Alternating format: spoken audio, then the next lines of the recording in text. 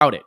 We were gonna try to have John DeFlorian on the show today, longtime friend of ours, a guy that is just a great ambassador for the sport of drag racing, an incredible human being. I think we're gonna try to get him on next Wednesday to talk a little bit about this historic moment.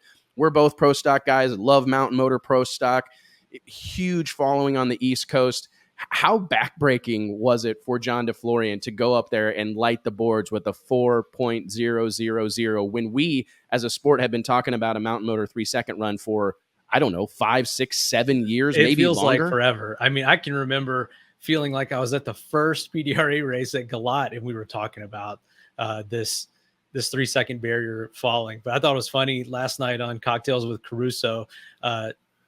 DI editor-in-chief Nate Van Wagenen said, "I've never seen a pro stock team put up a 4 flat on the board, turn around, and the entire team is just pissed off because it's that close to nailing that barrier." I mean, that has got to be, it's awesome in one regard, but just extremely frustrating in the other regard. Shout out to that whole team. Brian Lump Self that tunes on that car. I heard that he was like, not quite like throwing radios mad, but like genuinely upset, kicking rocks, frustrated when they saw that 4-trip zip show up on the scoreboard. And I'm just, again, just drag racing finds unique ways to break your heart, right? I mean, you make your career best run en route to winning the race.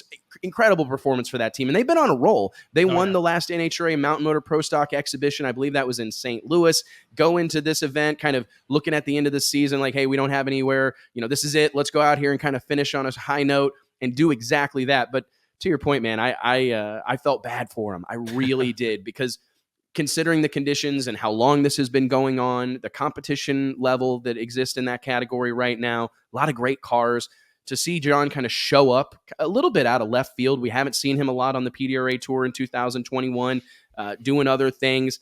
To see them go 4 flat, man, it would have been cool to see them get it done and kind of put a bow on that. But hey, like you said, we got something to look they forward had to. the momentum. And, momentum is everything in drag racing. And so they're going into this final race of the season, final chance to do it. Conditions are there. And you never know what's around the corner for next season. Things could change.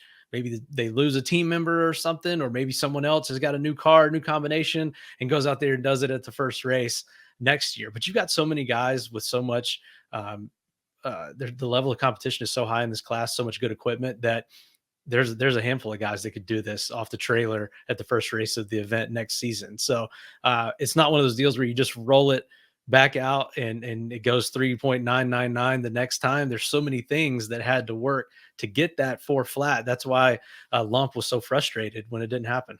I think it happens in 22. I mean, I know we've been saying, I think it's going to happen early in the year. I mentioned this last night on the Caruso show that I think this will be one of those kind of glass ceilings or whatever you call it, where everybody breaks through. Like one guy will break through, and then we'll see 2 or 3 guys do it real quickly in quick order after them. And maybe this moment was being saved for it. It would be cool, admittedly, to see like one of the JR Carr or one of the guys that are at every PDRA race and are married to the PDRA series, and or some of these other folks that I just feel. Johnny Placino comes to mind. I mean, there's a slew of them that have been a big part of this series for a long time, and it would be, maybe that was the moment. I don't know, but it's we got a lot to cover, and I think this is an interesting one, Mike, because I had an off-the-line conversation about this yesterday that I can't dive into a whole bunch, but this